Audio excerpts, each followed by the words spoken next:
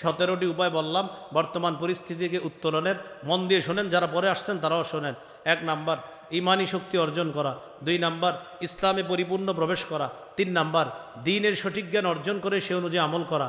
4 number দ্বীনের সঠিক জ্ঞান অন্যের কাছে প্রচার করা। 5 নাম্বার আল্লাহর দ্বীনের সহযোগী হওয়া। 6 নাম্বার দোয়া করা।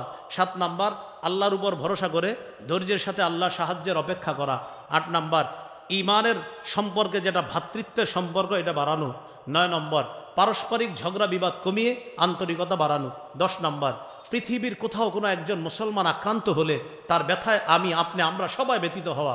11 নাম্বার নির্যাতিত নিপীড়িত মুসলমানদের অর্থনৈতিক সহায়তা করা। 12 নাম্বার জুলুমের বিরুদ্ধে প্রতিবাদ জানানো, বজ্র আওয়াজ তোলা। 13 নাম্বার মুমিন বিলাসী জীবন বর্জন করা। 14 নাম্বার অধিকার আদায়ের লড়াই তথা জিহাদ অব্যাহত রাখা। 15 নাম্বার একজন আদর্শ যোগ্য শাসক নির্বাচন করা।